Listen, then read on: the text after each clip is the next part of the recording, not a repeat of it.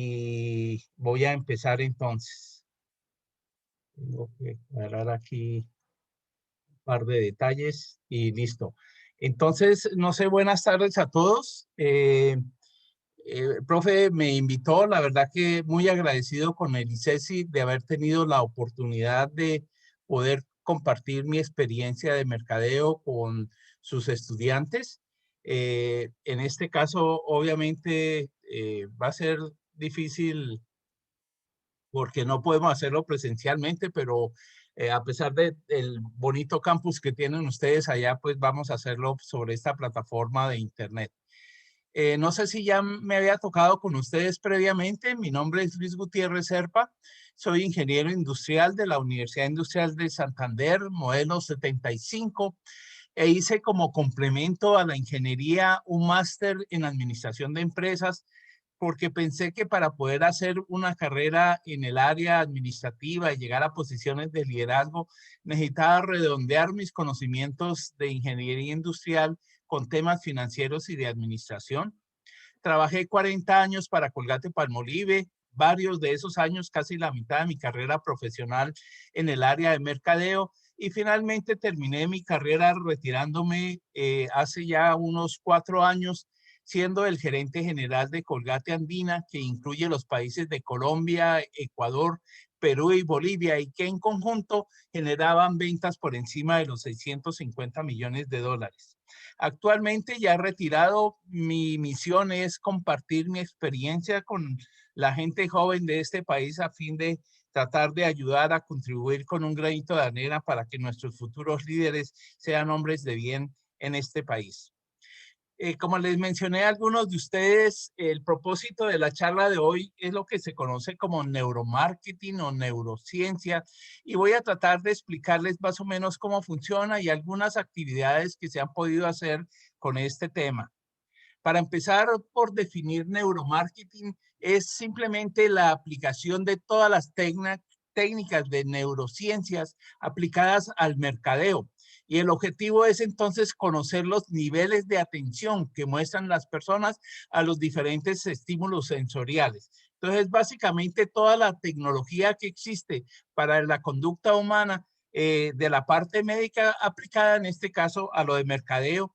Y yo les quiero invitar a que vean este video, que yo creo que les queda muy claro qué es realmente el neuromarketing. Veamos el video, espero que tenga sonido, si no, por favor me avisan. Risa alguna, lágrima, aumento del pulso cardíaco, pequeñas contracciones de nuestro rostro que delatan... Perdóname, niña. Gracias por avisarme. Ay, Dios, ¿cómo hago entonces? Sí, sí se oye. ¿Sí se oye? Ah, qué pena. Bueno, entonces voy a volver, vamos a seguir ahí entonces. Qué pena con ustedes. Bueno, entonces... Risa alguna, lágrima, aumento del pulso cardíaco, pequeñas contracciones de nuestro rostro que delatan cómo nos sentimos. La neurociencia mide científicamente esos gestos para comprobar si la publicidad es efectiva. Y ahora vamos a limpiarte la zona para ponerte los sensores y medir la emoción positiva en el músculo implicado en la sonrisa. Lo que estamos haciendo es medir la eficacia, pero de un anuncio de televisión que lo que busca realmente es vender, pero también emocionar y cautivar al consumidor. Vamos a preguntarle directamente al cerebro si el anuncio de la lotería funciona. Venga, Gaby, ahora te voy a colocar el casco que registra tus ondas cerebrales. ¿Apagamos luces? Los primeros 20 segundos enganchan. El efecto zapping baja hasta casi cero. Nadie puede desconectar. Ahora se va a activar mucho. Pero tienes que bajar. Provoca en el cerebro un estado de ¿qué pasará? Tan elevado por esa activación emocional que a los 20 segundos queremos saber cómo termina la historia. Sobre todo la clave del anuncio es cuando le entrega el software.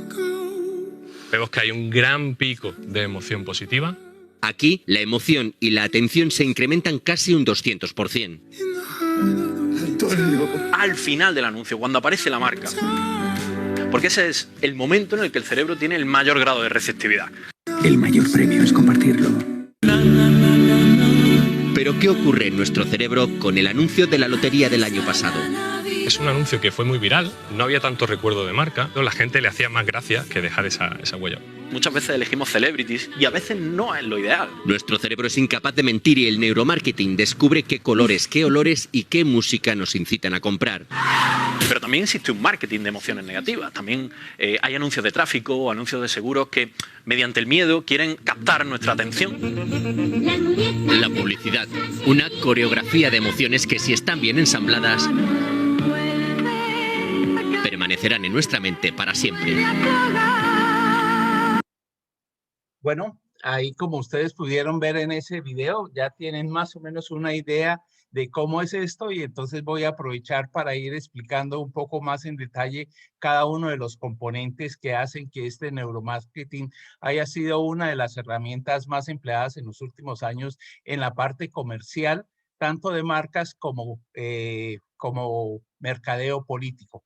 Entonces, primero partamos entonces de entender el funcionamiento de nuestro cerebro y quiero decirles que nuestro cerebro se compone principalmente de 3 elementos o funciones. El primero de ellos se llama cerebro córtex, que es el que queda en la parte exterior. Luego el cerebro límbico de color rojo y después lo más profundo es el cerebro reptiliano. Y entonces el cerebro córtex, que es el primero de la superficie, es el que tiene que ver todo lo relacionado con la parte racional de nuestra mente.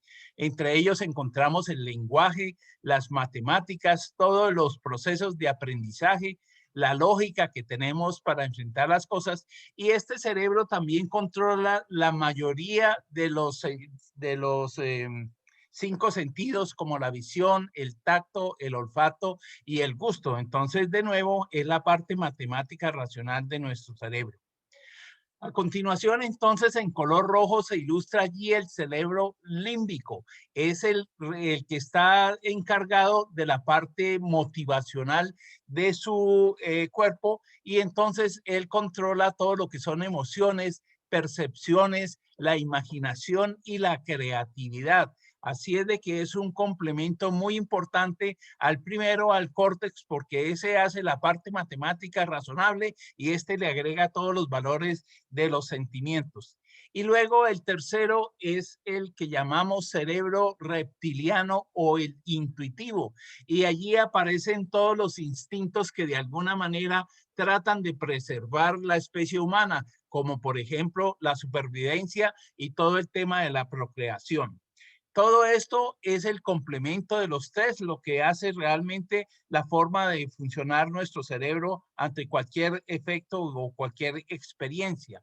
Lo importante de aquí es que hay que entender que existen los 2 lóbulos del cerebro, el derecho que tiene las emociones y el izquierdo que registra toda la parte razonable, y solo la combinación de esos datos es lo que genera lo que se va a la memoria, lo que se graba en la memoria. Y entre mayor carga emocional exista, obviamente esos recuerdos perdurarán muchísimo por más largo tiempo en nuestro cerebro y eso es la forma de funcionar de él.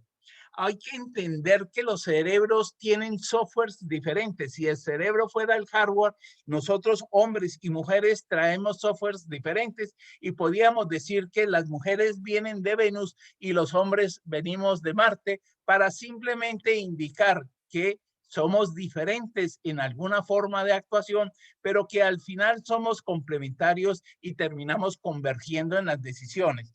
Por ejemplo, el hombre, por su corpulencia y su fortaleza física, en la prehistoria se dedicó al tema de ser cazador. Por esa fuerza que tenía, podía enfrentarse a sus presas y defenderse y matarlas. Mientras que la mujer hizo el trabajo de la persona recolectora de los frutos y se encargara de cuidar a su descendencia.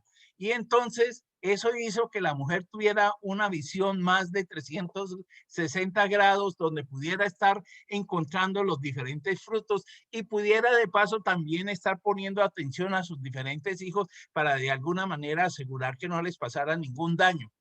El hombre, mientras tanto, siendo cazador, estaba siempre muy enfocado en su presa, únicamente ponía atención a ella y hasta que no la capturara no dejaba de verla. Y entonces esa forma de cazador enfocado en su presa hizo que el hombre fuera absolutamente objetivo, mientras que la mujer, que tenía que tratar con su descendencia, cuidar a sus hijos, terminó siendo un ente muy emotivo. Esto hace que la mujer sea multitareas, pueda hacer varias cosas al mismo tiempo con excelencia, mientras que el hombre lo hace muy bien cuando se enfoca en una sola cosa y podríamos decir que cuando es monotemático.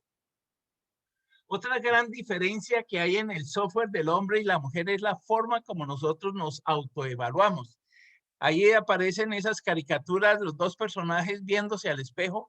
La mujer es rigurosamente más inquisitiva con sus defectos, los magnifica y entonces eso hace que la mujer en alguna medida está más preocupada por cuidar su aspecto de belleza, mientras que del otro lado aparece el hombre que se refleja en el espejo como el Adonis, como la perfección y simplemente para decir que tenemos el ego tan alto que pensamos que siempre somos los favoritos y los preferidos por las mujeres.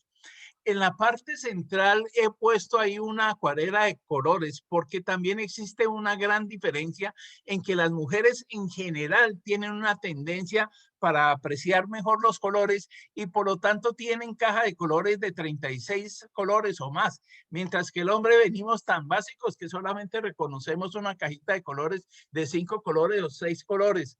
Cuando uno habla de azul, cree que todos los azules son los mismos, en cambio las mujeres son capaces de especificar el azul cielo, el azul rey, el azul marino, el azul no sé qué, y entonces ellos tienen realmente una comprensión del color muchísimo más alta en ese sentido. Eso hace que las mujeres prefieran más el color, el hombre quizás más las formas.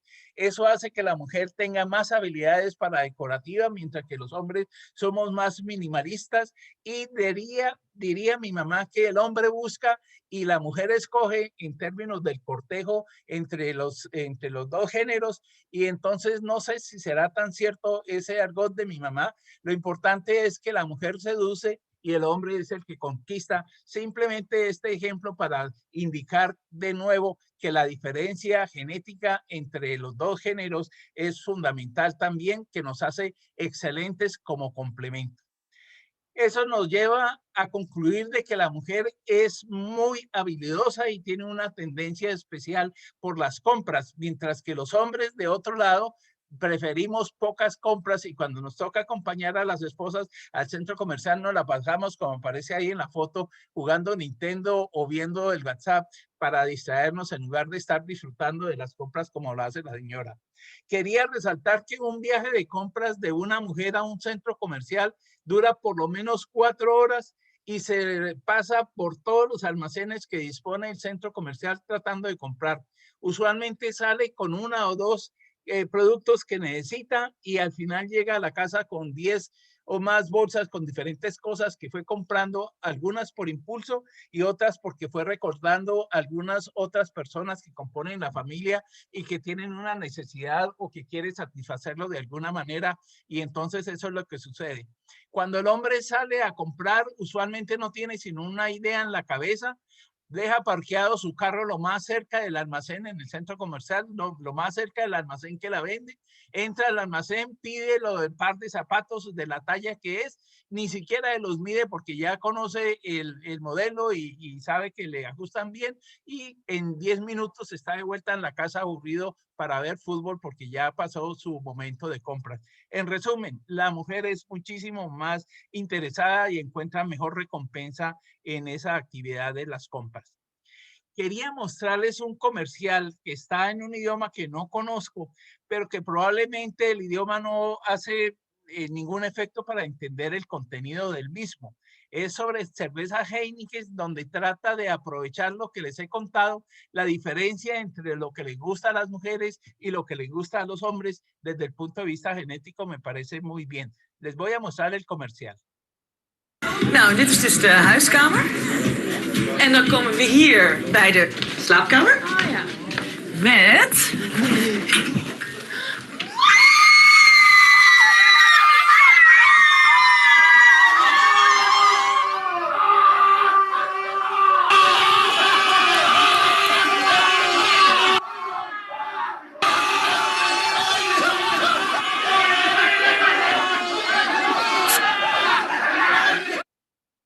las mujeres les gustan las compras, les gusta todo lo que sea ropa y cosas para verse bonitas, los hombres más las botellas embellecedoras, y entonces eso es lo que me pareció curioso de este comercial, que está muy viejo, pero me parece que refleja muy bien la diferencia en el software del cerebro de cada uno de los dos géneros.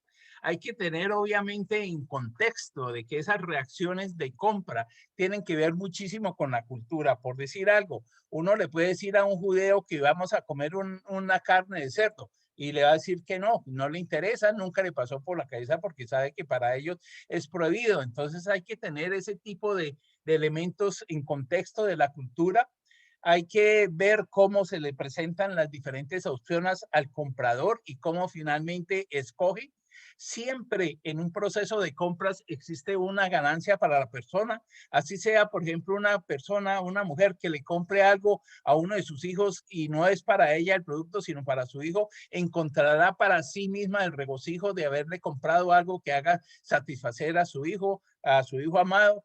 Y obviamente hay momentos en el proceso de compras que uno a veces deja lo que son las emociones, se vuelve un poquito racional, y en cada uno de esos instantes existe la posibilidad de que uno termine decidiendo no comprar el producto o sí comprarlo. Y entonces es parte de ese contexto que ellos tienen en el cerebro de todas las cosas que le afectan a su alrededor. Siempre, obviamente, en cada uno de los pasos, lo importante es que ese consumidor está altamente involucrado en la compra del producto. Ahora les quería comentar que ese cerebro del cual hemos hablado tiene algunos mecanismos para obtener la información y nutrir de esa manera sus decisiones de compra. Y entonces esos son básicamente los 5 sentidos.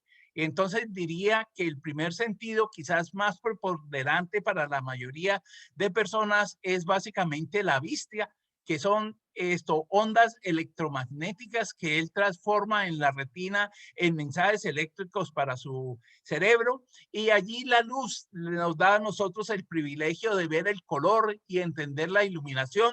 Creamos las imágenes en nuestro cerebro y de esa manera los publicistas pues obviamente crean los empaques y las campañas audiovisuales para de alguna manera persuadir a nuestro cerebro a que inicie un proceso de compras a través de haberle reactivado la vista al consumidor. El segundo sentido es el oído. Para mí es un gran complemento que puede reforzar lo que hemos visto.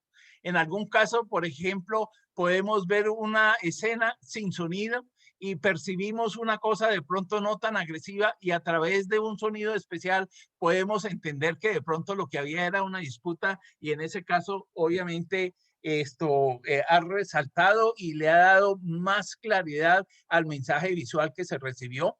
Estas ondas son ondas que viajan por el aire, en el vacío no existirá el sonido, y obviamente hemos aprendido a reconocer la voz de las personas, que es una forma de identificación bastante importante, y conocemos y entendemos muchísimo de la música que nos ayuda con la forma de nosotros sentirnos. Hay música que nos pone alegres para bailar, hay música que nos pone triste porque nos trae recuerdos de personas que fuimos cercanos, hay música que nos permite concentrarnos para estudiar, y entonces la música tiene de alguna manera una influencia importante en nuestro comportamiento.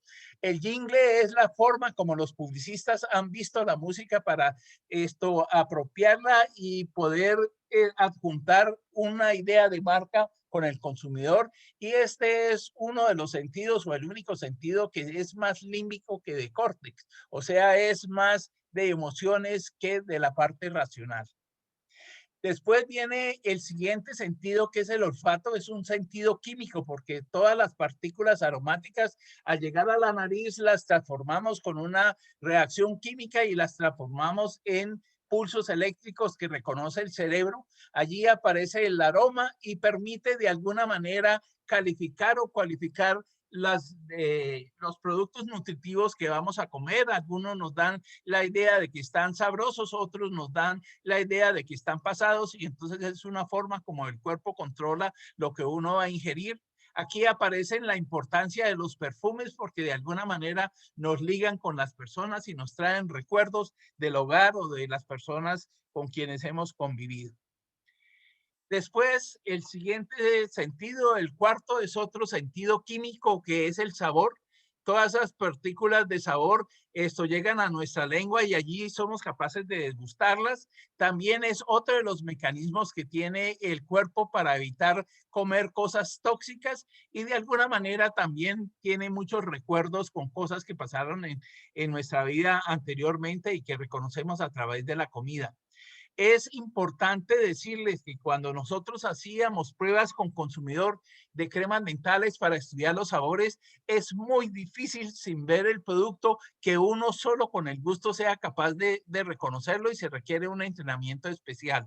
Nosotros poníamos el sabor tradicional en un tubo blanco y se lo entregábamos a un consumidor a ver si era capaz de detectar la marca y algunos, yo diría, la mayoría no tenían esa habilidad de degustar la marca y reconocer su sabor. Así de que solo como complemento con los demás sentidos es que podemos realmente tener un conocimiento perfecto de qué es lo que estamos consumiendo.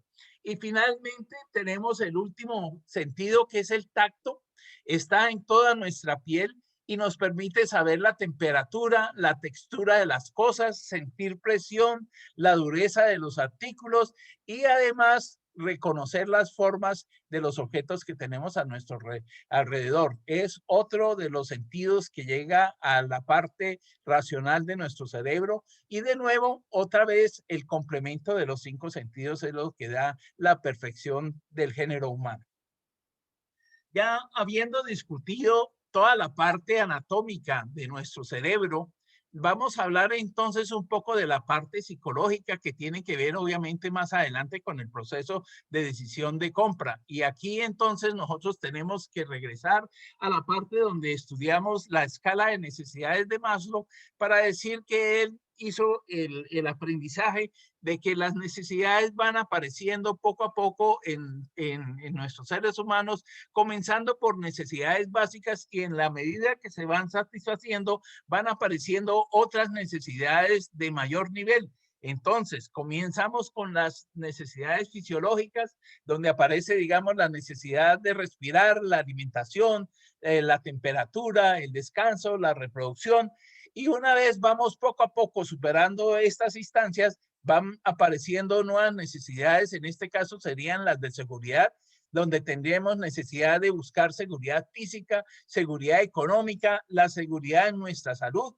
Y una vez superamos este nivel, vamos a otro que es empezar a sentir necesidades de afiliación como la familia, la amistad, los afectos, el sentido de conexión con otra gente. De ahí pasamos a necesidades de reconocimiento como la autoestima, el respeto, la confianza, el reconocimiento y el éxito. Y finalmente ya en nuestros últimos años llegamos a niveles de autorrealización, donde ya hemos desarrollado todo el potencial que tenemos y hemos alcanzado la mayoría de nuestros años y entonces ya entramos en una etapa como de reposo y no queremos seguir progresando más allá de eso. Cada uno de esos elementos o de esas necesidades obviamente va disparando diferentes necesidades y diferentes intenciones de compra que hay que poner nuevamente en contexto cultural, hay que poner dentro de nuestra sociedad porque muchas veces hay el efecto de los grupos sociales o los grupos de referencia que nos afectan. Yo me acuerdo de mis hijos cuando entraron al bachillerato, el mayor inmediatamente entró allá, se dio cuenta que habían unos compañeros que usaban una marca especial, tal vez Abercrombie en esa época, y entonces el interés de él de tener prendas de esa misma marca para compararse con el resto de sus compañeros. Y así yo diría que cuando aparecieron los celulares Samsung, vino realmente una epidemia dentro de los muchachos de colegio de que todos querían tener Samsung y no otra marca. Y entonces, solo para reiterar que los grupos sociales, los grupos de referencia también influyen en la decisión de compra de las personas. Hay obviamente características personales, la edad y la etapa en su ciclo de vida, la personalidad y el concepto del yo, quería poner aquí un ejemplo para decir que un soltero quizás puede invertir más dinero en distracciones como viajes, como discoteca, mientras que cuando se casa, entonces ya el hombre tiene que empezar a usar su presupuesto de otra manera para invertir más en la educación de los hijos, en la comida de la casa, etcétera, etcétera. Y finalmente también aparecen momentos psicológicos importantes como la motivación, el aprendizaje, las creencias y las actitudes. Yo quería decir, por ejemplo, que si nosotros obtenemos una promoción en la empresa, lo ascienden de cargo, quizás sea el momento indicado en que uno diga, hombre, con esta motivación me compro un champán y se festejo con mi familia el nuevo ascenso que me han dado. Y de esa manera yo diría que todos estos aspectos van rodeando al comprador y lo van perfilando para que tome una decisión de compra en un sentido de acuerdo a todas estas influencias. Ya hemos visto un poco la parte psicológica de cómo funciona. Les voy a hablar un poquito de cómo los empresarios vemos ese modelo de decisión y cómo vamos generando algunas herramientas para ir trabajando sobre los consumidores basado en esos modelos de decisión. La primera cosa es que el proceso de compra, el modelo de decisión de las personas parte del reconocimiento del problema. ¿Cómo uno reconoce que tiene un problema o que tiene una necesidad o hay alguna frustración o quiere algo de alegría? Seguramente conversando con amigos, seguramente de pronto uno se levanta y dice, ah, hombre, yo creo que necesito cambiar el carro. ¿De por qué? No se sabe. Pero en ese momento en que realizamos y realmente entendemos que queremos tomar una decisión de compra, entonces comienza, digamos, a la formación de esa necesidad. Inmediatamente el siguiente paso es buscar información. Conversamos con amigos, leemos informes, entramos al internet y buscamos alternativas y de esa manera nos vamos nutriendo de información racional que poco a poco nos va ayudando a ir descartando algunas ideas e irnos enfocando quizás en 2 o 3 que son las que más parecieran interesarnos. De ahí, por ejemplo, esa persona puede llegar al supermercado sin saber qué producto comprar y entonces mirando marcas, leyendo las promesas que tienen los empaques, finalmente toma una decisión de compra. En ese proceso, digamos, de búsqueda, el siguiente paso sería evaluar alternativas y de nuevo acudimos a los amigos, a la mamá, a algunas personas que han tenido ese tipo de problemas y les preguntamos por las recomendaciones para poder refinar las alternativas en 1 o 2 para finalmente tomar la decisión de compra y así entonces enfrentar el momento de la verdad, que es cuando usted coge el producto que finalmente decide y lo echa a su carro de compras, paga el producto y aparece una última etapa que es simplemente el comportamiento post-compra.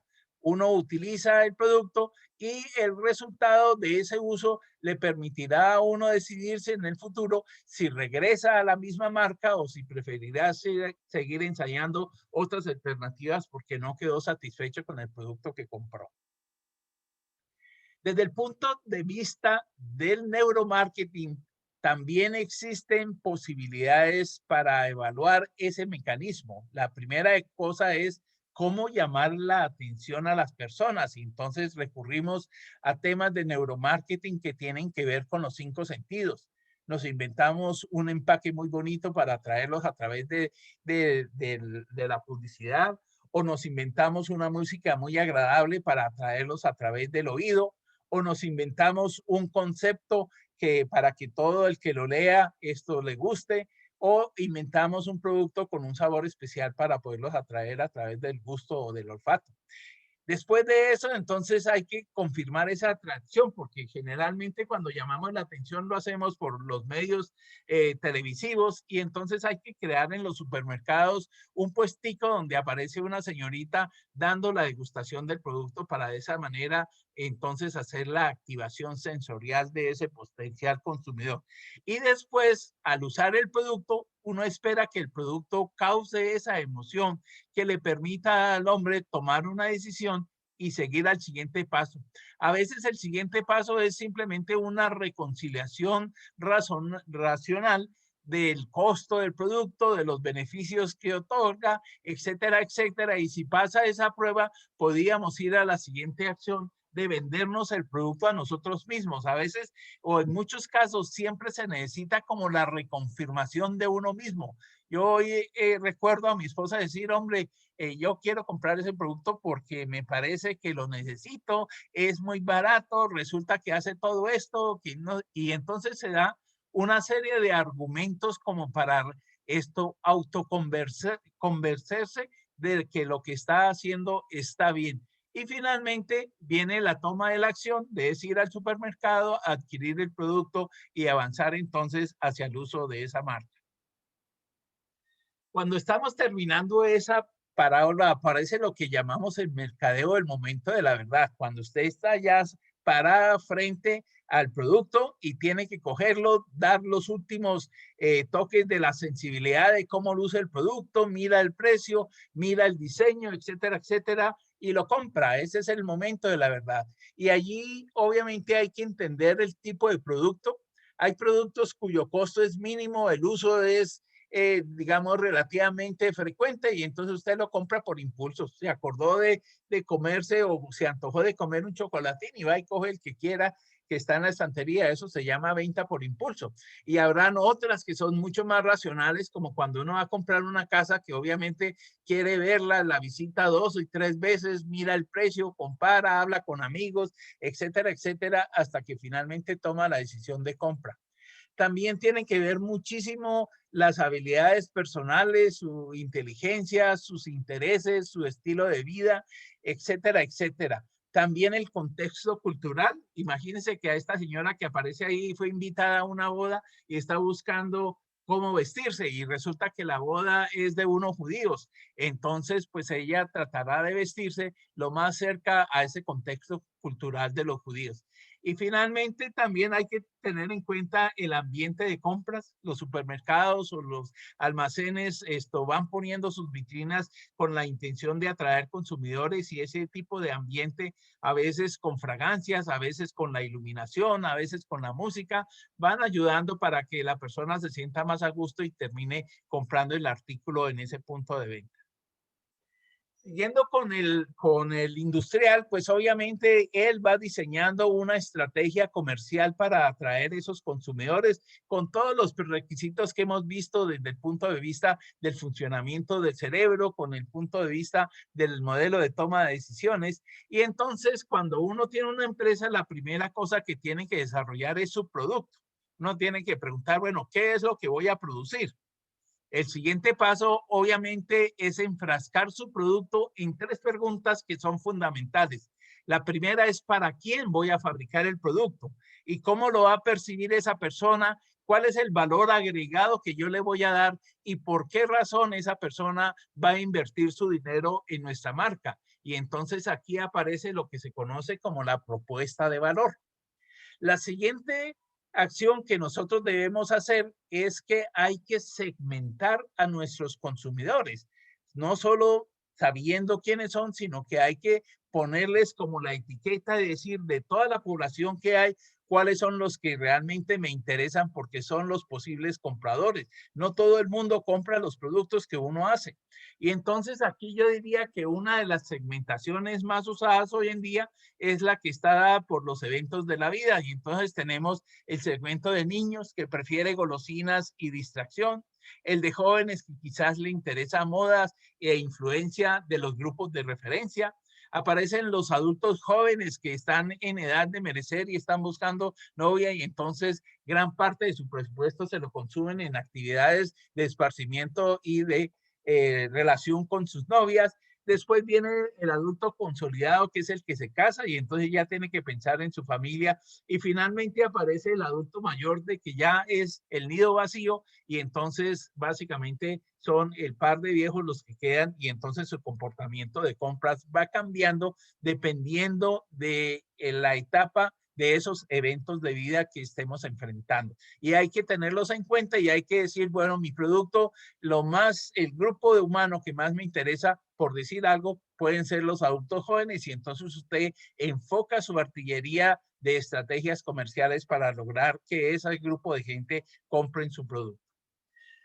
El siguiente paso es que nosotros entendamos que en esta etapa lo más importante es la diferenciación. Y la diferenciación es para que nuestro producto se diferencie de la competencia, no solo en la marca, sino en sus funciones y su concepto, y que sea percibido por el consumidor como diferente a través de alguna cualidad que haga que ellos tengan preferencia por su marca.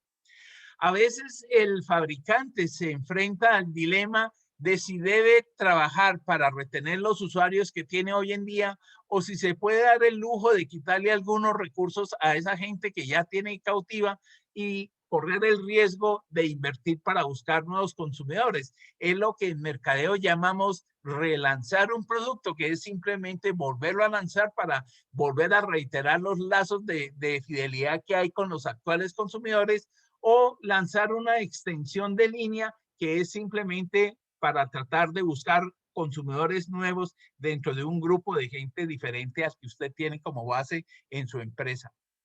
La siguiente pregunta que uno debe hacerse es ¿cómo? ¿Cómo yo voy a que mi público conozca mi producto y cómo le voy a entregar el producto en las manos de ese consumidor?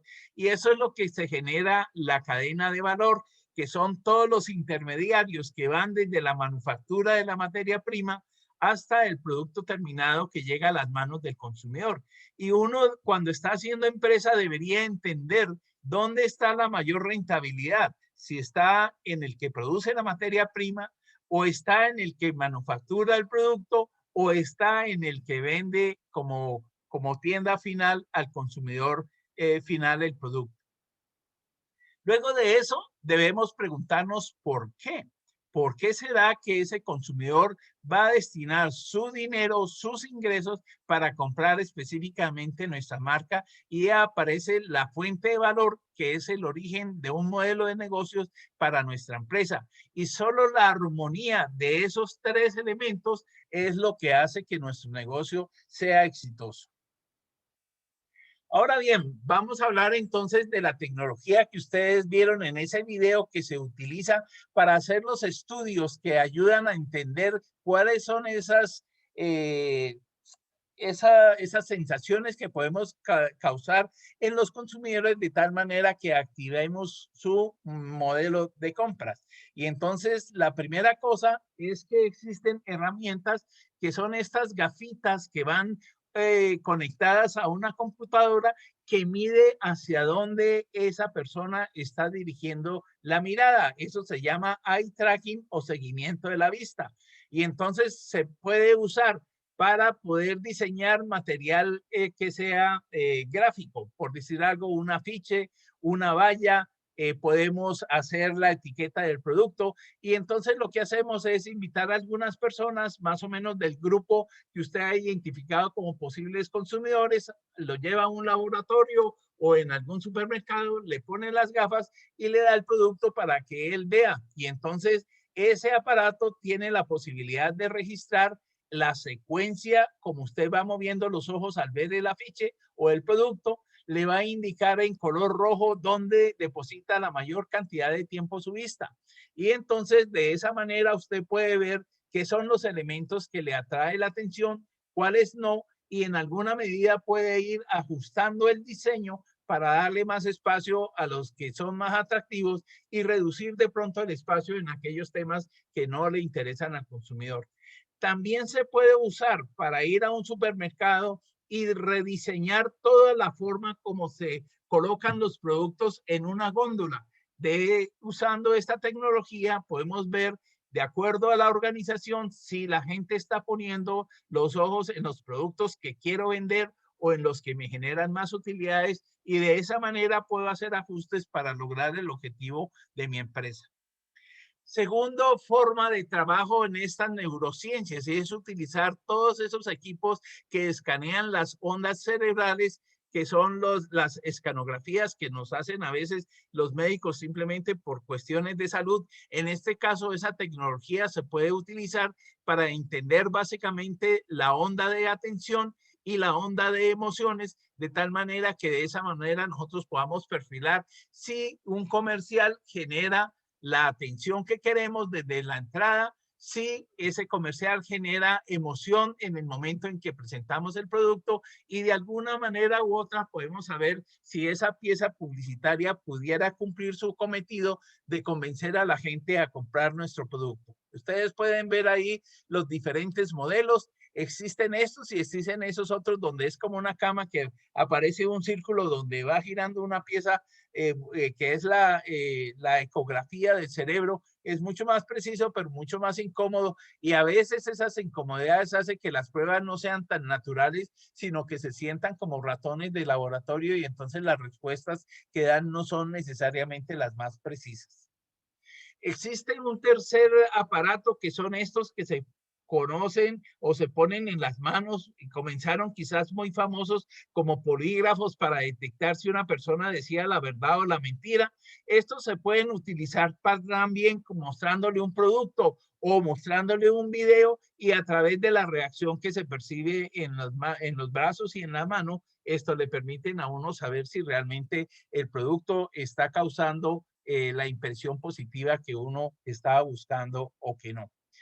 Existen muchísimas escalas de emoción, que es lo que tratan de medir estos aparatos. En el lado derecho tenemos uno que va desde la vergüenza hasta la paz y la iluminación, que es una escala que pasa por el orgullo, coraje, la aceptación, etcétera, etcétera, que se usa también muchísimo. O aparece la del lado izquierdo, que va desde la depresión hasta la alegría y la libertad y el amor. Así de que hay muchas escalas de referencia que se pueden utilizar simplemente para saber si realmente nuestro comercial funciona bien o no. Les voy a mostrar un video para que vean un poquito más otra vez esas mismas técnicas muy parecidas a las que se presentaron. Y aquí comentan que el 85% de las decisiones de compra no son muy racionales. Así es de que hay que tener muchísimo interés en conocer la emotividad que generan nuestras piezas publicitarias y el producto en los consumidores que nos adquieren. 85% de las decisiones de compra son no conscientes. Las emociones, los procesos sensoriales y atencionales son fundamentales al elegir un producto y servicio, y ahora podemos medirlos con precisión científica, gracias a la neurociencia aplicada. Actualmente los retos de las empresas son mayores, para convencer a sus consumidores y shoppers de comprar sus productos. Por ello, es imprescindible conocer los procesos no conscientes de su toma de decisiones. En Neuromarketing SADCB medimos de manera científica la reacción emocional inmediata que despierta tu marca, productos, empaques, aromas, sitios web, aplicaciones y material publicitario. ¿Vieron ustedes cómo funciona? Ahora vamos entonces a hablar de la última parte, que es cómo activamos el cerebro de esos potenciales consumidores hacia nuestras marcas. Y aquí tengo dos ejemplos de la misma condición. En el primero es una modelo que trata de vender ese colorante para el pelo que se llama Sunsilk. En el lado izquierdo está la modelo mirando hacia el producto. En el lado derecho tenemos la modelo mirando hacia el frente, hacia el lector de la revista. Y ustedes pueden ver la cantidad de rojo que significa donde el que lee la revista deposita su vista. Y entonces vemos que cuando la modelo mira el producto, el consumidor pasa más tiempo leyendo el título del afiche, mirando el producto y obviamente mirando o entendiendo hacia dónde está viendo la modelo. Del lado derecho vemos el caso contrario, poco interés en la lectura del título, mínimo sobre el producto, y la mayor parte del tiempo ese televidente o ese lector terminó viéndole la cara a la modelo que no es la que queremos vender, sino era el producto. Del otro lado tenemos ese bebé que ocurre la misma situación. Cuando el bebé está leyendo el texto del mensaje, la gente pone más atención en el ojo del bebé y en qué es lo que él está tratando de leer, mientras que del lado derecho, cuando el bebé mira hacia el lector, obviamente todo el mundo concentra la mirada en el bebé, pero poco interés en el mensaje publicitario se ve. Y entonces ahí eso permite realmente saber qué es lo que hay que hacer y cómo dirigir realmente a las modelos para que la producción del material sea efectivo. En esta foto les muestro cómo se puede utilizar eso para el diseño de los aplicativos en un celular o en una valla o en cualquier material impreso. Se utiliza también muchísimo en los catálogos. Y aquí este aparato está dando la secuencia de cómo uno va dirigiendo la mirada, y en algunos círculos más grandes significa que uno puso un poco más de tiempo de atención a esa área, y es una forma de hacer los aplicativos muchísimo más eficientes y tratar de eliminar todas los mensajes que no aportan nada al contenido del producto porque la gente no los lee. Aquí les voy a hablar entonces un poco de cómo se hace en la vida real para hacer una activación de una marca en un supermercado. Y entonces la primera cosa, o en un almacén, la primera cosa que uno trata es de ambientar el almacén para que cuando la gente entre sienta como algo diferente. Me acuerdo que hace ya como unos 30 años, cuando trabajaba con Colgate, teníamos lo que se llamaba el mes Colgate. Y en ese mes, entonces nosotros desplegamos banderines por todos los supermercados, inventamos ese palito que se ponía en la caja registradora para separar una compra de otra, se ponían afiches por todos lados, incluyendo la entrada y la salida del lugar. En algunos ascensores también se ponía material publicitario de la marca, de tal manera que cualquier persona que entrara a los supermercados inmediatamente percibía que había algo especial con el caso de la crema dental. Hay muchos almacenes, sobre todo hoy en día se ha vuelto de moda que en almacenes donde venden ropa es importantísimo tener perfume, y hay perfumes obviamente asociados a las diferentes marcas de los almacenes, y en algunos casos obviamente también se incluye el elemento de sonido para de esa manera seguir reactivando aún más los sentidos de las personas hacia su marca. Luego viene todo el tema de merchandising de seducción, que no es más que afiches o rompetráficos donde su diseño es tan atractivo, habla del producto, y seguimos entonces poniéndole el anzuelo a la persona para que active su decisión de compra. Luego desencadenamos la compra compulsiva, tal vez poniendo a una impulsadora para que le dé la degustación del producto, o le regalamos una muestra para que lo use, y de esa manera podamos entonces influir directamente en su decisión de compra y que lo adquieran. Y finalmente, en el punto donde ya ella tiene que comprar el producto, ponemos el último material que simplemente hace la relación de la persona con el producto, y ahí podemos ponerle, digamos, como un marquito para decir, este es el nuevo producto, esta es su cualidad, y tome de pronto algún brochure para que más información que es relacionada con el nuevo producto para que finalmente la persona tome esa decisión de compra. Quería decir que todas estas técnicas se usan desde el inicio de la formación del almacén. Aquí estoy poniendo, digamos, como la vista en planta de un supermercado, donde las líneas amarillas son las paredes del almacén, la línea verde podría ser la caja registradora, el punto de entrada está en la flechita del lado derecho de la parte baja de la pantalla, y el punto de salida está al otro extremo en la parte baja también de la pantalla. Y entonces yo diría que cuando van a diseñar un supermercado, ellos piensan qué es lo más atractivo que tiene el almacén para jalar gente. Y de pronto podría ser el tema de cárnico, de la carne. Entonces usted pone la venta de res, la venta de cerdo y el pollo al fondo del almacén para forzar a que todo el mundo tenga que cruzar todo el almacén, y de esa manera haya muchísima compra por impulso. El segundo punto que yo diría es que me gustaría una segunda ancla que pondría muy cerca de la entrada, con el fin de atraer las personas hacia el fondo del almacén, y de esa manera comenzar la ruta de recorrer todas las estanterías del almacén. Luego volvería otra vez al tema de mi punto caliente, el de la carne. Ahí pondría los otros productos que requieren refrigeración, como la leche, los quesos, las arepas, los embutidos y cosas de esas que también complementen la atracción de la gente hacia ese lugar extremo del almacén. complementaría también con todo lo que son frutas y verduras que son complementarios y también requieren muchísima interacción con el producto. Y después sí pondría el resto de estanterías de tal manera que obligara a la gente a seguir realmente pasillo por su pasillo el recorrido y de esa manera tener más posibilidades de venderles.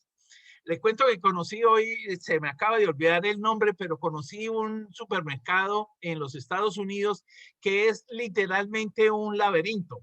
Usted entra y tiene que hacer 100% del recorrido de todas las estanterías porque es como un tubo. Usted entra y va dando las vueltas, no tiene ningún otro punto de salida que la salida final, así es de que obligadamente tiene que hacer el recorrido. No sé si realmente ese almacén generará más ventas que uno que es más tradicional y que puede encontrar uno los puntos de salida en cualquier momento. Entonces, volviendo a este ejemplo, yo diría que pondría en los lugares donde hay actividad de gente como cerca a las cajas registradores y además pondría una cadenita por el punto de entrada simplemente para que de alguna manera poder ir jalando a la gente con compra de impulso hasta llegar a una de mis anclas que podría ser la panadería, también podría ser la cafetería. Simplemente usted tiene que definir qué van a hacer esos anclas para que traiga a las personas hacia ese punto del almacén. Y ahí seguiría la gente con su carrito visitando las diferentes estanterías que comienza con productos de limpieza del hogar, con algunos artículos para cocina y después cuando ya estén cerca del área importante que es lo de cárnicos, lo del mercado, lo de frutas y verduras, pondría todas las góndolas de los otros alimentos que son procesados, vienen enlatados y no son perecederos y forzaría entonces que la gente los visitara. Después interactúan con el área importante y caliente donde están las utilidades y donde está el imán para atraer la gente hacia mi almacén y terminaría recorriendo algunos puntos de venta por impulso, pagando en la caja registradora y retirándose ya del almacén. Eso diría que es una estrategia que deben planificar los supermercados y obviamente puse un ejemplo sacado aquí de los pelos, pero que debe ser esto cuidadosamente analizado para ver cómo es el flujo de la gente y cómo los podemos atraer. Si yo fuera el fabricante de un producto y me lo han puesto en la exhibición ahí donde aparece el pedacito amarillo que estoy aquí resaltando con el mouse, en ese momento yo diría, hombre, quizás una estrategia es que cuando entre la gente al supermercado, yo tengo allí un exhibidor de tal manera que llame la atención de mi marca o pongo un amarillo, un triangulito amarillo donde tengo mi producto nuevo que estoy lanzando o pongo un afiche para empezar a llamar la atención de ese consumidor sobre mi marca y que empiece, digamos, a ponerlo en prioridad de compra y a recordar la marca.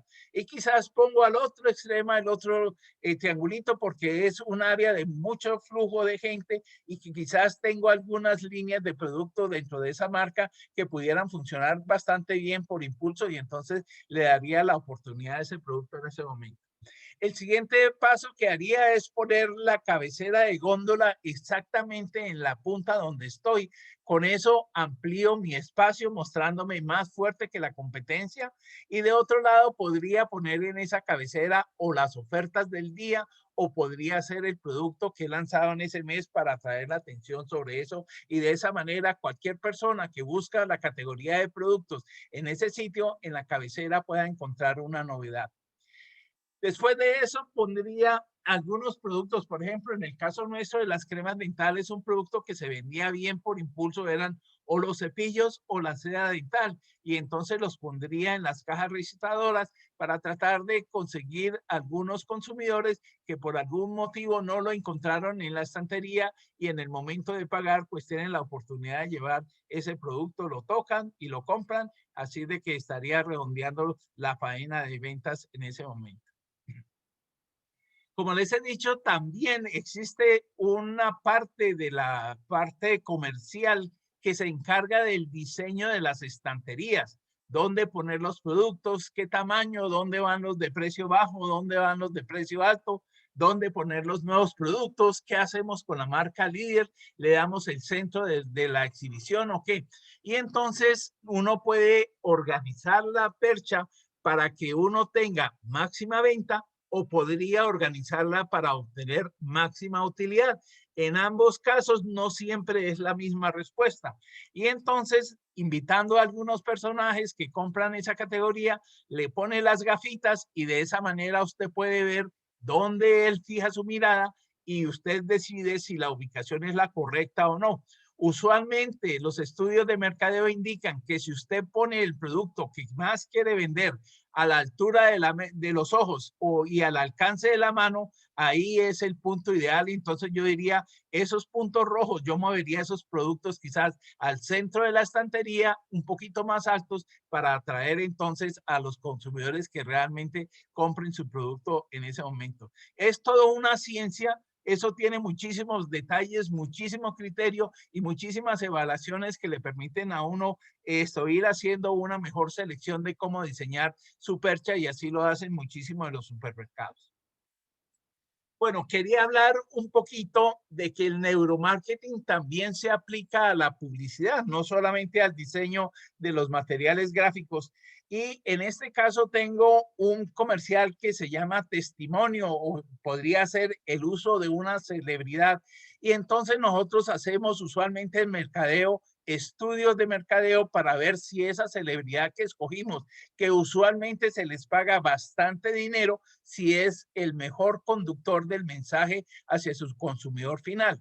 Entonces hay que tener esos estudios que se hace con ese casco de los encefalogramas, y ahí se puede determinar si realmente el personaje central que eligió es realmente eficiente para vender su producto. Les muestro el comercial simplemente para decir cómo son los comerciales de celebridades. Nuevo Spartan Energy Drink, el energizante en lata a 1,000 pesos que te da la extra energía que necesitas. Soy Sebastián Viera y en mi vida todos los días existe una batalla. Yo tomo Spartan Energy Drink porque no solo necesito energía, necesito extra energía.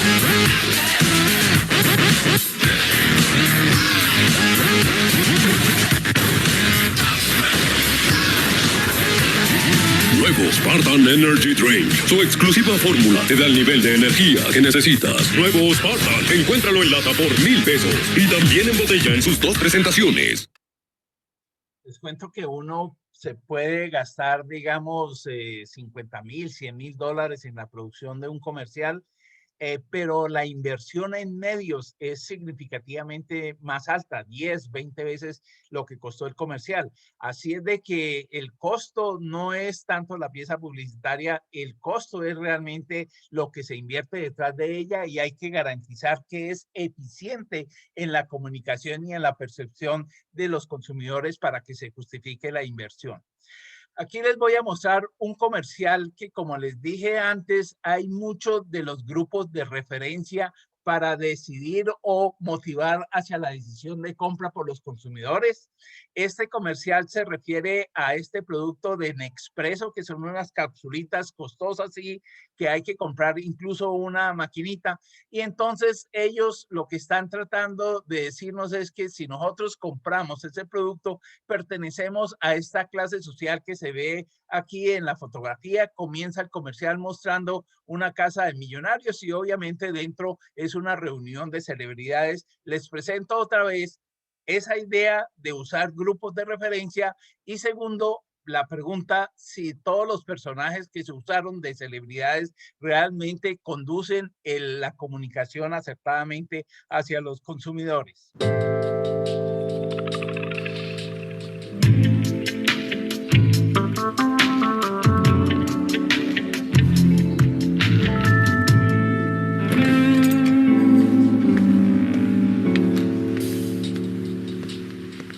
Nespresso. What more? What else? That's what George Clooney says. George McClooney?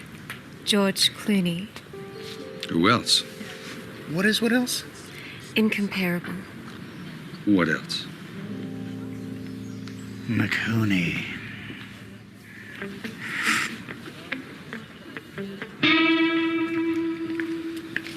Is that Nespresso?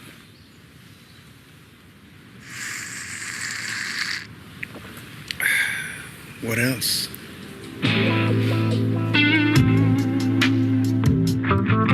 Nespresso. What else? What was your name? Christine. Christine. Nice to meet you. Giacomo.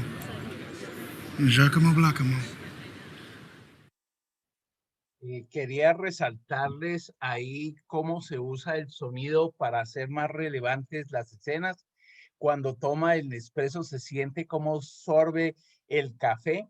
Y por otro lado, cuando él lo prueba y lo degusta, digamos, positivamente, eleva la ceja y suena un plink en el sonido para resaltar ese movimiento que me parece fundamental y es parte de la neurociencia de complementar los sentidos para hacer más relevante el mensaje. Voy a darle, me ha tomado un poco de más tiempo de lo soñado en la presentación, voy a darle un escape a estas fajas que me parece son simplemente un comercial de esos de venta agresiva donde dan 80,000 razones para comprar el producto y como ven ustedes ahí a la modelo hay que tener cintura de avispa para que todas las mujeres quieran imitarla sin hacer mucho ejercicio, poder lograr esos cuerpazos como el de la modelo. Entonces voy a pasar por encima de ese comercial, es simplemente un comercial de Martelli. Y entonces les voy a presentar otro comercial porque dentro de la teoría del neuromarketing dice que las curvas, las líneas redondeadas, que son más de la naturaleza, son más orgánicas, son los que hacen que los productos tengan más aceptación por los humanos, mientras que las líneas rectas son en alguna medida rechazadas. Y entonces les voy a presentar este comercial de este carro que tiene obviamente líneas redondeadas. Escribo allí que es un comercial para hombres y ustedes van a sentir en la música que es agresiva, en la forma de conducción del carro en el comercial a altas velocidades, derrapando las ruedas, es realmente un comercial para hombres. Y finalmente ustedes pueden ver que cuando ellos muestran el tablero, le muestran a los hombres lo más sencillo posible, que es la aguja marcando un número que debe ser seguramente la velocidad. No nos presentan el tablero completo porque la complejidad para el hombre de ver un tablero con tantos relojes no nos permite realmente apreciar todo lo que tenemos. Entonces vean ustedes el comercial. Escuchen.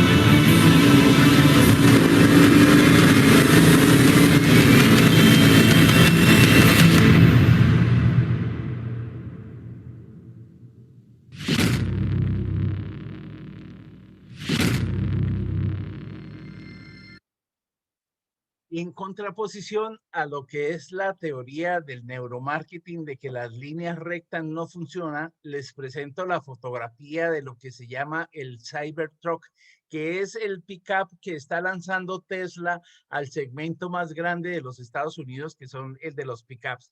Y aquí, en este caso, el objetivo de esa empresa es romper con las reglas de ese mercado tradicional y entonces lanzaron con este diseño que son puras líneas rectas, excepto porque no pueden cambiar la forma de las ruedas.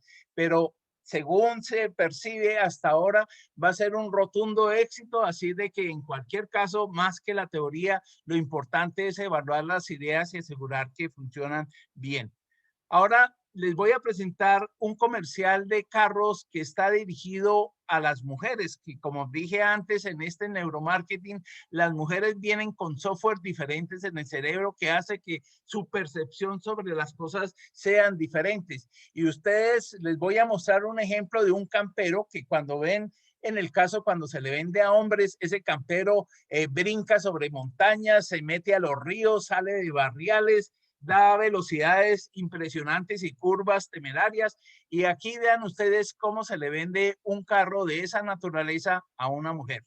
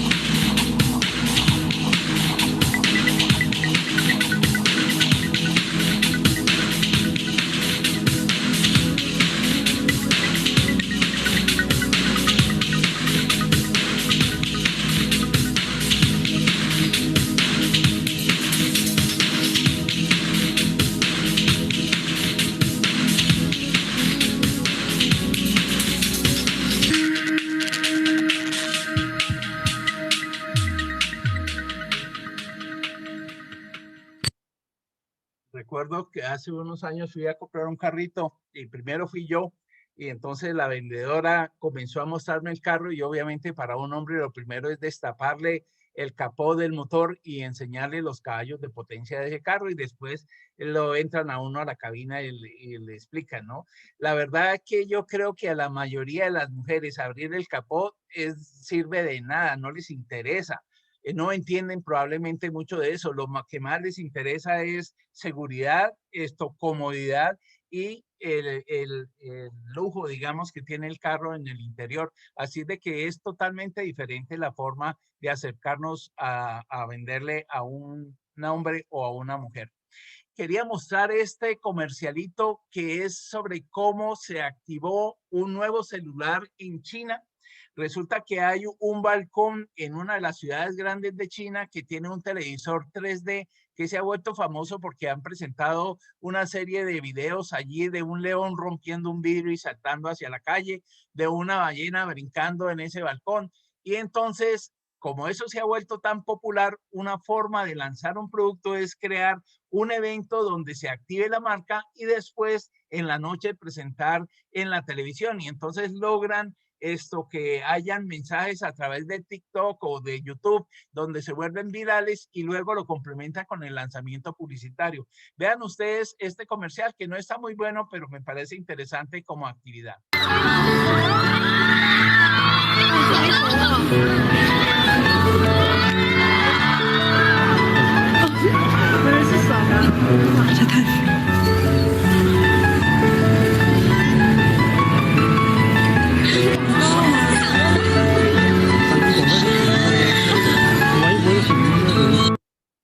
Bueno, ahí le tapé con el letrero un poco la visibilidad del celular. Ese es el celular Redmi. Les voy a mostrar de todos modos un pedacito del comercial para que se recuerden. Lo interesante del caso de nuevo es que se hace una actividad para llamar la atención y después simplemente se complementa con el lanzamiento por la noche de su comercial.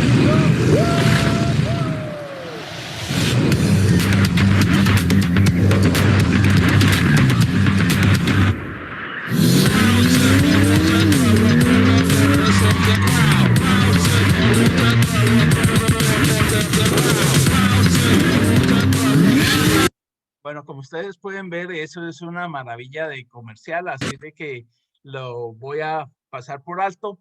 Les voy a mostrar otra activación de marca. Esto es en Estados Unidos, en una universidad. Recuerden ustedes que Estados Unidos es un país de Pepsi, donde Pepsi-Cola es una marca muy fuerte, Coca-Cola no lo era tanto, y entonces ellos hacen actividades en algunos centros de educación simplemente para ir ganando usuarios, y entonces lo que hicieron fue poner una maquinita expendedora de Coca-Cola para que hiciera un truco y de esa manera que la gente percibiera Coca-Cola con la emoción de alegría.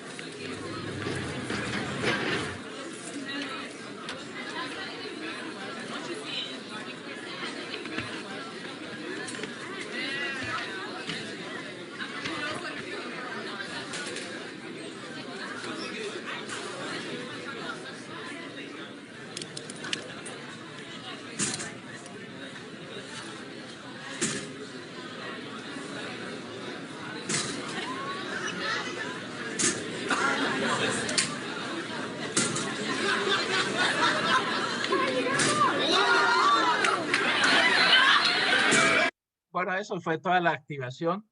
Aquí tampoco voy a mostrar todo el video. En Corea, en la capital de Corea, es un país que se conoce como el país del café. Y en los últimos años ha habido un boom tremendo de empresas entrando a competir en el mercado de café, incluyendo Starbucks y muchísimas empresas locales. Y entonces Dunkin' Donuts, que es famoso más por las donuts que por el café, empezó a hacer una campaña a fin de atraer a sus tiendas consumidores de café. Como está en inglés y no lo voy a presentar todo, el gran truco que hicieron fue poner unas bombitas que podían en los buses esparcir el aroma de café y tenían un sensor que en la medida que suena en la radio música de Dunkin' Donuts, en esa medida dejaba escapar el olor a café midieron los resultados de ventas en las tiendas que estaban cerca de la estación de llegada, y entonces encontraron que hubo realmente una sobreventa importante gracias a esa estimulación que hubo allí. Entonces se muestra toda la gente que va hacia su trabajo en las mañanas, que van somnolientos, muchos de ellos no han tenido tiempo de desayunar en su casa, y entonces a través de esta activación se bajan en la estación y antes de entrar a su oficina entran a tomarse un cafecito, y por supuesto es de la marca de Dunkin' Donuts. Vean ustedes un poquito de ese video. The capital of Korea, Seoul, is nicknamed the City of Coffee. There are over 200 Starbucks coffee shops and even more local cafes in Seoul. Even so, the coffee industry is still growing and competition between cafes is becoming even more intense. Dunkin' Donuts projects the image of a donut shop more so than a coffee shop. And as such, other places than Dunkin' most often come to mind when people are looking for a place to have coffee. Mission: encourage people to choose coffee at Dunkin' Donuts. The terrible traffic congestion in Seoul results in people commuting to work primarily via public transportation, on buses and subways. These people are busy, and so they stop by cafes on their way to work. How do we approach these people? Bueno, hasta ahí era solamente lo que quería que se dieran cuenta de todas las actividades que hacen las empresas para mover ese mecanismo de compras. Quería cerrar de pronto mi presentación hablando dos letricas sobre lo que se hace también con esta misma metodología en el neuromarketing político, así de que les dejo ver ese pedazo de video. ¿Hasta qué punto se puede condicionar el voto del electorado activando la parte emocional del cerebro? La introducción de las neurociencias en la política presenta oportunidades y riesgos. Mientras que los estudios de neuropolítica ayudan a comprender mejor a la ciudadanía en su dimensión política, el neuromarketing político tiene como objetivo conectar de una manera profunda con el nivel emocional del votante para captar su voto. El neuromarketing utiliza las técnicas de investigación, de psicología cognitiva y de neurociencia más avanzadas, como podrían ser la electroencefalografía o la imagen por resonancia magnética funcional. Se aplican estas técnicas en unos contextos muy marcados, muy concretos, en los que a los sujetos se les pide que tengan una opinión acerca de un político, acerca de otro, en experimentos muy controlados, y sobre eso se establecen ciertos patrones de comportamiento que, mediante otras técnicas, como podría ser la manipulación de las hormonas, etcétera, se pueden alterar y pueden llegar a establecer que una persona tenga una preferencia de voto influida ya no solo por lo que antiguamente era la retórica o la oratoria, sino por otras técnicas que son inconscientes y no nos damos cuenta de que nos están manipulando.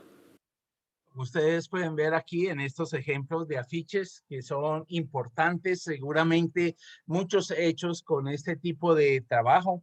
El caso de Galán cuando fue candidato con su foto súper famosa que lo mostraba como el líder capaz, agresivo que necesitaba Colombia en esas épocas difíciles. Y aparece allí también el afiche que usó Donald Trump para ganar su campaña hace ya 4 años y medio casi, con una frase que fue tremendamente motivadora, que era el tratar de hacer a los Estados Unidos nuevamente grandes, y con eso realmente logró el favoritismo de sus electores, cosa que no pasó después de haberlo experimentado durante 4 años. Pero es importante porque todas esas técnicas ya se utilizan también muchísimo como herramientas para trabajar las campañas políticas.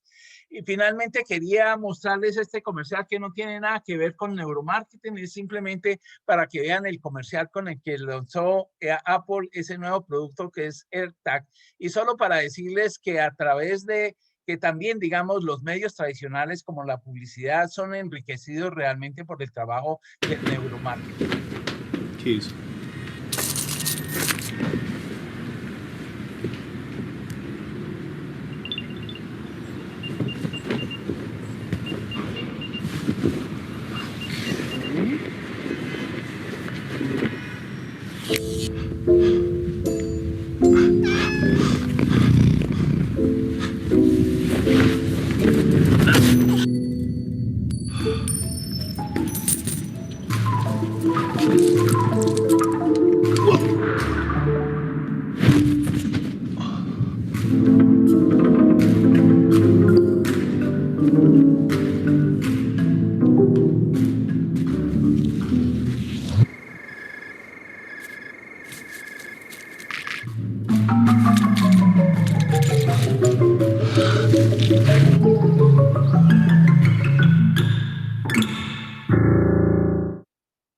increíble que ese comercial sin una sola palabra comunique tanto, así de que eso me pareció interesante. Muchas gracias por haber escuchado mi charla sobre neuromarketing, espero que haya sido interesante. Gracias por la invitación que me hicieron y espero de nuevo que en alguna nueva oportunidad pueda seguir compartiendo mi experiencia con todos ustedes. En caso de que tengan alguna pregunta, con mucho gusto estoy dispuesto a contestar.